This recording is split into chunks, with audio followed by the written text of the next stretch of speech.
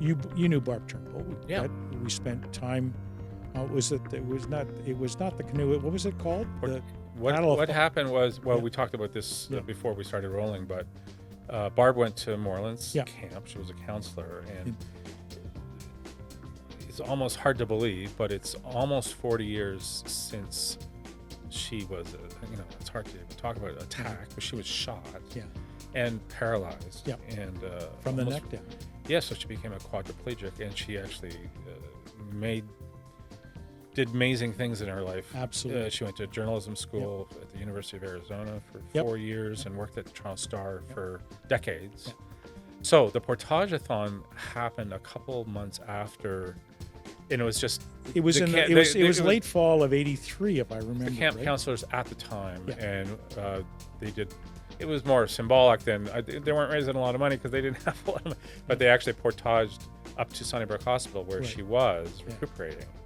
And you helped me. You drove me around. I had some sort of Yeah. camera, Yeah. and I made a little video of it. But you drove me ahead of the, so I didn't have to walk in the That's- portage. That was my main motivation. I didn't Yeah. have to walk in the or carry a canoe. That's right. So we skipped ahead. Yeah.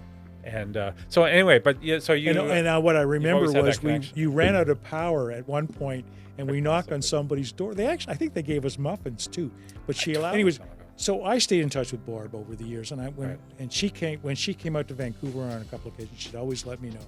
Right. And my wife and our girls got to know her, and I would always visit her. She had the condo on Church Street. Yeah, now the St. the- Lawrence Market area, Yeah. the Market Square. Yeah. And the one conversation, I don't know how it came up, but the one conversation was she basically said, we have to do more as a society. We have to do more for the disabled. And she fully recognized that she was very lucky in terms of her disability. One, she got shot working at Beckers, so she got covered by WCB. Right? A lot of people have injuries and don't have any Right. social safety net to rely on. The other thing she was lucky about is because she became good friends with Deanie Petty. Yes. And anytime WCB got bureaucratic and whatever and wouldn't, do what they were supposed to do in terms of supporting her, and she would go to Deanie, and Deanie would raise a ruckus. Yeah. And She had her of own course talk show for a long time. Yeah, exactly. And then WCB would back off and do whatever was required to make boy. right. And it's same thing with the Star. She was very fortunate. The Star hired her. I remember she was saying that they reconfigured a whole washroom area just for her because of her particular kind of disability.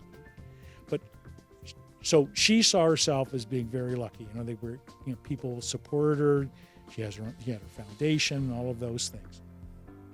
But she said, the numbers are terrible. That disabled people, the unemployment is, I think it's well over 50%. It's an atrocious. Unemployment of disabled people right. is very high. And so I wanted to have the opportunity just to say, if only for awareness for those people who are watching, that one of the things we need to do as a society, forget things like the minimum or guaranteed annual income is one thing, but actually consciously thinking about how can we integrate disabled people into the workplace. So I just wanted to, if nothing in memory, because Barb was a wonderful person. I really,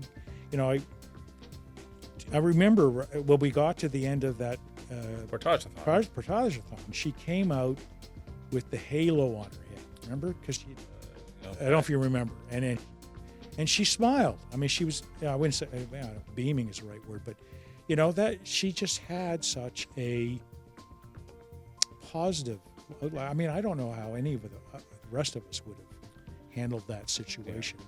But I remember somebody, I think it was Neil Young, who was an MP and New Democrat MP. Yes. He called us tabs. We're temporarily able-bodied. Yes. So tabs tend to forget that there are a whole other group of people who have a disability of one sort or another.